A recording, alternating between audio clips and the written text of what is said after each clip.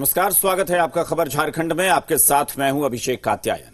लातेहार में 2 बार पुलिस और जेजेएमपी उग्रवादी संगठन के बीच मुठभेड़ हुई।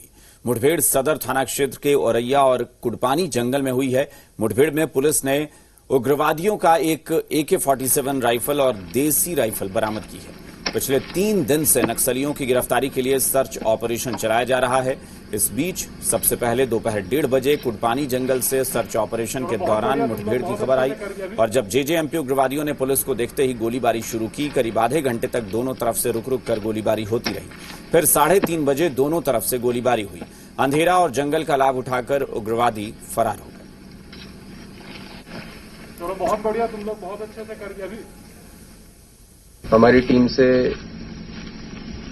फायरिंग एनकाउंटर हुआ और हम इसे सक्सेसफुल ऑपरेशन ही मान रहे हैं, क्योंकि इसमें एक AK-47 और एक कंट्री मेड वेपन और उनके काफी सारे डॉक्यूमेंट्स, कागजात हमें मिले हैं जो कि लेवी से रिलेटेड है।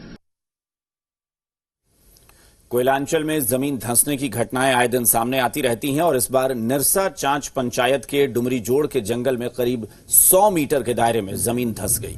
यहां सड़क थी जिसे नुकसान पहुंचा है। लगातार बारिश के दबाव से जमीन धंसने का शक जताया जा रहा है। जानकारी के मुताबिक करीब 3 करोड़ की लागत से जंगल में गैर जरूरी सड़क भी बनाई गई।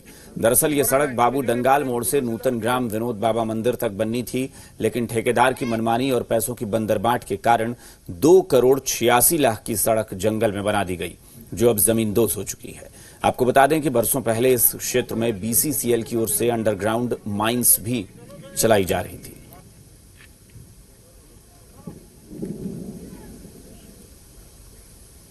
झारखंड में मनरेगा कर्मचारियों ने अपना आंदोलन वापस ले लिया है। करीब 5000 मनरेगा कर्मचारी 27 जुलाई से अपनी मांगों को लेकर हड़ताल पर थे, लेकिन राज्य सरकार के आश्वासन के बाद मनरेगा कर्मचारियों ने हड़ताल वापस ले ली।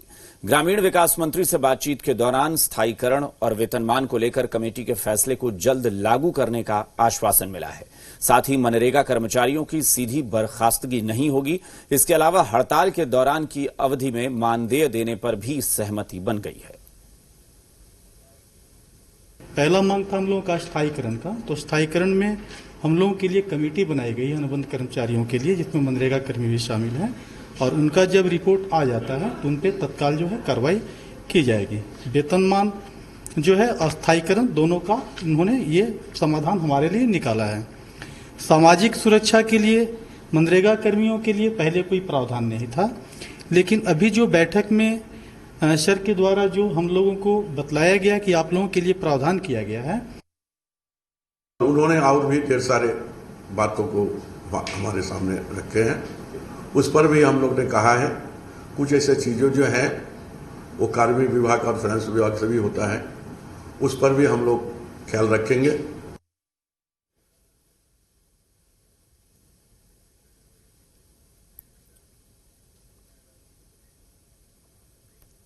अनलॉक 4 में स्कूल खोलने के लिए केंद्र की गाइडलाइंस के बाद अब झारखंड सरकार भी 9वीं से 12वीं तक के छात्रों के लिए स्कूल खोलने की तैयारी में है। केंद्र ने 21 सितंबर से 9वीं से 12वीं तक के छात्रों के लिए स्कूल खोलने को लेकर गाइडलाइन जारी कर दी है। वहीं झारखंड शिक्षा परियोजना परिषद के निदेशक शैलेश चौरसिया ने कहा कि फिलहाल अभिभावकों से मिली राय और केंद्र की गाइडलाइन के आधार पर स्कूल खोलने की तैयारी है। 21 सितंबर से अभिभावकों के परमिशन के बाद स्कूल छात्रों के कंसल्टेशन के लिए खोलने की तैयारी है। अभिभावक और छात्रों की राय पर ही स्कूल खोलने का फैसला होगा। सरकार के द्वारा जो HRD मिनिस्टर के द्वारा गाइडलाइन दिया गया, जैसा आपने क्वेश्चन पूछा है, और जहां तक झारखंड स्टेट की बात है, अगर यहां के भी सरकार आदेश देती है विद्यालय को खोलने के लिए, तो विद्यालय खोलने से पहले अभिभावक की राय आवश्यक है। यूजफुल है, उनको पूछते हैं कि अगर यूजफुल है कितना, तो 75% लोगों ने बोला यस, बाकी 25% ने बोला है नो, यूजफुल नहीं। सो दैट इज़ लाइक, वो तो बहुत सब्जेक्टिव हो जाता है इसको बोलना। एक चीज़ निकल के आया कि इसमें जो मैक्सिमम एक्सेस है वो स्मार्टफोन के थ्रू हो रहा है। जो रिस्पॉन्ड किए हैं उसमें से 80% लोगों का कहना है कि हम लोग स्मार्टफोन यूज़ कर रहे हैं। स्कूल में पढ़ाई तो होनी ही चाहिए, लेकिन ये ऑनलाइन क्लास जो चल रही है ये अगर सुचारू ढंग से किया जाए तो घर में बैठ के बच्चे सेफली पढ़ाई कर पाएंगे। हम लोगों का यही मानना है कि जब तक वैक्सीन नहीं आ जाए तब तक स्कूल को नहीं खोलना चाहिए, इसलिए कि उतने सारे बच्चे आएंगे, बहुत सारे स्टाफ होते हैं, इन्फेक्शन का डर तो बना ही रहेगा। घर में हम लोग इतने प्रिकॉशन से बच्चों को रख रहे हैं। अभी कभी कभी तो बहुत ज़्यादा नेट का प्रॉब्लम हो रहा है, जिससे हम लोग अच्छे से पढ़ाई नहीं कर पा रहे। टीचर लोग को बार बार डिस्कनेक्ट हो जाते हैं, उससे हम लोग को बहुत दिक्कत आ रहा है। लेकिन एक तरह से अच्छा भी, एक तरह से खराब भी है। नहीं, सेटिस्फाइड तो एकदम नहीं है। स्कूल खुल जाना चाहिए, क्योंकि जितना फेस टू फेस समझ में आता है उतना ऑनलाइन क्लास में बिल्कुल समझ में नहीं आता। धनबाद स्कूल ऑफ नर्सिंग के छात्राओं और अभिभावकों ने एसपी से मिलकर नर्सिंग स्कूल पर ठगी का आरोप लगाया है।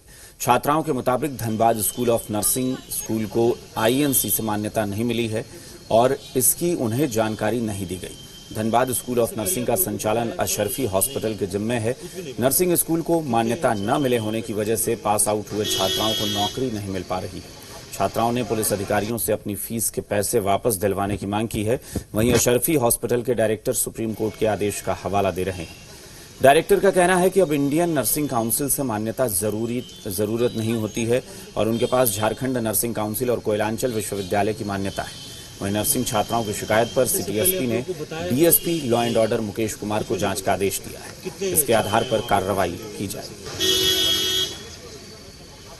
उन लोगों का जेएनसी से परमिशन नहीं था, मतलब पूरा ही मतलब फ्रॉड चल रहा था उन लोगों के साथ। जब उन लोगों ने प्रॉब्लम किया तो तब हम लोगों का और सेंस लिया, तो हम लोगों ने देखा नेट पर कि इसका भी आईएनसी परमिशन नहीं है, तो उधर गए हैं। वो लोग को आने दीजिए, उसके बाद हम लोग अच्छा, मामला क्या था? कितनी छात्राएं यहाँ एडमिशन ली थी नर्सिंग कोर्स के लिए? 42। ये सभी झारखंड के बाहर के हैं या आसपास के हैं? दोनों अलग अलग, वो भी लगल, तुम भी लगल, बाहर के। रांची के एक छात्र निकित निश्चल की दोनों किडनी खराब है। 16 साल के निकित को रिम्स में भर्ती कराया गया है। निकित इसी साल बीआरएल डीएवी चंद्रपुरा से 97.8% नंबर से मैट्रिक की परीक्षा पास कर चुके हैं। अब निकित रिम्स में भर्ती हैं। निकित के इलाज पर परिवार वाले पानी की तरह पैसे खर्च कर रहे हैं। निकित मेधावी छात्र है और उसे एक किडनी डोनर की जरूरत है जो उसकी जान बचा सके। पूरे मामले पर फिल्म अभिनेता सोनू सूद ने ट्वीट करके संज्ञान लिया है, साथ ही हर संभव मदद का भरोसा भी दिया है। अभी मुझे एक बीमारी का सामना करना पड़ रहा है जिसका नाम है क्रोनिक किडनी डिजीज़, जिसमें जो मेरे दोनों किडनी के डैमेज होने के कारण हुआ है। इस बीमारी से मुझे बहुत परेशानी हो रही है, जिससे मैं अपना कुछ भी अपना काम नहीं कर पा रहा हूँ। हमारे मुख्यमंत्री हमारे यहाँ पे हैं, हमारे बगल में रिम्स है जो सरकारी हॉस्पिटल है, लेकिन हम लोग को अभी तक किसी तरह का फैसिलिटी नहीं मिल पा रहा है। हम लोग काफ़ी परेशान हैं। हमारा बच्चा 98% लाया है बीआरएल डीएवी में। उनके प्रिंसिपल भी देखने आए, लेकिन प्रिंसिपल की तरफ से आश्वासन मिला है। अभी तक किसी तरह का हम लोग प्रलोभन में नहीं जा रहे हैं, लेकिन हम लोग को लग रहा है कि ये बच्चा को हम लोग शायद आर्थिक मदद के चलते इनको हम नहीं सुचारू रूप से मेडिकल चेकअप करवा पा रहे हैं। यदि कोई हमारे भाई बंधु या किसी तरह के किडनी को डोनेट करना चाहते हैं स्वेच्छा से, तो हम लोग एक्सेप्ट करेंगे। उनका जिस तरह का डॉक्टर का सजेशन होगा उसके आधार पर हम लोग चलेंगे। अच्छी सेवा के लिए हम लोग रिम्स से एम्स दिल्ली या बॉम्बे ले जाना चाह रहे हैं। उसके लिए हम लोग को आप लोगों की सहयोग की जरूरत है। पहले इसका पेशाब का प्रॉब्लम था, उसको हम लोग इलाज कराएं। इधर 2 साल से कोई प्रॉब्लम नहीं थी। एकाएक मैंने इधर 30 तारीख से पेशाब में प्रॉब्लम आई, तो फिर उसी से मैंने ज़्यादा सीरियस हो गई और हम लोग चलिए रहे। चाईबासा जिला मुख्यालय से महज 20 किलोमीटर दूर कोल्हान जंगल के 4 गांव ऐसे हैं जो 35 साल पहले काफी खुशहाल थे, लेकिन आज इन चारों गांवों की आर्थिक तंगहाली में है। चारों गांवों के लोग बेरोजगारी और गरीबी की मार झेल रहे हैं। कोल्हान ऊंटपानी प्रखंड के तिलाई सूद पंचायत के 4 गांव रोरो, जुगीदारू, कबरागुटू और चिंगीजारी में बदहाली है। यहाँ 35 साल पहले एस्बेस्टस बनाने वाली कंपनी का खदान था, जिसमें इन गांवों के लोग काम करते थे, लेकिन नक्सलियों की वजह से खदान बंद हो गया और फिर कभी यहाँ तक विकास की योजनाएं नहीं पहुंची। प्रशासन ने आश्वासन दिया है कि अब इन इलाकों में जल्द ही विकास कार्य शुरू होंगे। इस क्षेत्र में हम लोग का बहुत सारी समस्याएं हैं। पानी की समस्या है, सड़क की समस्या है, बिजली की समस्या है। सरकार इन सब पर भी ध्यान देगा तो यहाँ के लोगों को बहुत खुशी होगी। जनरल समस्याएं हैं गांव में, आधार में सुधार के संबंध में, राशन में छूटे गए व्यक्तियों को राशन देने के संबंध में, पेंशन के लिए जो एलिजिबल व्यक्ति हैं, वृद्ध हैं, विधवा हैं, जो छूटे गए हैं, उनके भी आवेदन हम लोग अभी आज ले रहे हैं। इसी तरह का कैंप हम लोग चारों जो मुख्यतः प्रभावित गांव हैं उसमें करेंगे। इन सब एरियाज में अगर आप विकास की गतिविधियों को, सरकार की कल्याण योजनाओं को पहुंचाना चाहते हैं तो कहीं ना कहीं सुरक्षा की आवश्यकता पड़ती है और इसके लिए लगातार हम लोग का प्रयास जारी है। और इस संदर्भ में जो है हम लोग का जमीन चिन्हितीकरण से लेके जो कैंप निर्माण से संबंधित कई कार्य हैं वो लगातार जो है जारी है और इसके लिए पुलिस मुख्यालय झारखंड रांची भी हम लोग को काफी सहयोग कर रहा है। झारखंड में एक बार फिर आरक्षण की आग को चिंगारी लगाई गई है। झारखंड पिछड़ा वर्ग आयोग ने ओबीसी को 55% तक आरक्षण देने की अनुशंसा की है। झारखंड पिछड़ा वर्ग आयोग की अनुशंसा पर सत्ता पक्ष से लेकर विपक्ष तक समर्थन की बात कह रहा है। सभी को वोट बैंक की फिक्र है। ये रिपोर्ट देखिए। ओबीसी को 50% आरक्षण की अनुशंसा, आरक्षण की आग को फिर चिंगारी। अनुशंसा के समर्थन में उतरे सियासतदान। झारखंड पिछड़ा वर्ग आयोग ने ओबीसी के लिए 50% से ज्यादा आरक्षण की अनुशंसा की। हेमंत सरकार को भेजे गए अनुशंसा में साफ तौर पर 55% तक आरक्षण की बात है। झारखंड पिछड़ा वर्ग आयोग की अनुशंसा में क्या कुछ है, ये भी जानिए। ओबीसी को 36 से 55% आरक्षण देने की अनुशंसा। सूबे में ओबीसी की आबादी का हवाला दिया गया है। झारखंड में ओबीसी की आबादी 54 से 55%। झारखंड में ओबीसी को 14% आरक्षण ही मिल रहा है। अनुशंसा में तमिलनाडु के संदर्भ में सुप्रीम कोर्ट के आदेश का हवाला।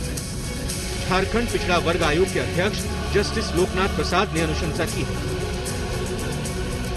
अब पिछड़े वर्ग का पॉपुलेशन 53-54%, 55% तक है, तब आपको क्या दिक्कत हो रही है भाई पॉपुलेशन के अनुसार बढ़ाने का? जब तमिलनाडु का हो गया, तो आपने कितना? तमिलनाडु 50% किया है पिछड़े वर्ग के लिए, तो हम लोग भी मांग रहे हैं कि 50% दीजिए, नहीं तो कम से कम 36% दीजिए। जब तक 50 नहीं दे सकते हैं 36 दीजिए। अब देखिए राज्य सरकार क्या डिसीजन लेती है, अब क्या हम लोगों के पास भेजती है। ओबीसी को 50% आरक्षण देने की राज्य सरकार को अनुशंसा से राष्ट्रीय ओबीसी मोर्चा गदगद है। राष्ट्रीय ओबीसी मोर्चा इसे पहली जीत बता रहा है और दलील है कि जो आधार हमने आरक्षण के लिए रखे हैं उसी आधार पर अनुशंसा की गई है। जैसी सूचना है कि राज्य पिछड़ा वर्ग आयोग ने सरकार को 50% आरक्षण देने की अनुशंसा की है। उन्होंने जो आधार बताया है उस आधार की चर्चा मांग में राष्ट्रीय ओबीसी मोर्चा करती रही है। तथा मैं इस बात को और भी जोड़ना चाहूँगा, राज्य पिछड़ा वर्ग आयोग ने जो अनुशंसाएं की, जो बात रखी है, एक बात और भी है कि प्रथम पिछड़ा वर्ग आयोग के अध्यक्ष काका कालेलकर आयोग ने भी और द्वितीय पिछड़ा वर्ग आयोग के अध्यक्ष बीपी मंडल जी भी ने जनसंख्या अनुपात में आबादी के अनुसार में आरक्षण बढ़ाए जाने की अनुशंसा की थी। पिछड़ा आयोग की अनुशंसा पर ग्रामीण विकास मंत्री आलमगीर आलम की दलील है कि राज्य सरकार इस पर विचार करेगी। झारखंड को लेकर जो बेहतर होगा वही करेगी। और ये बात भी सही है कि ओबीसी का जो है यहाँ पर करीब करीब 55% है।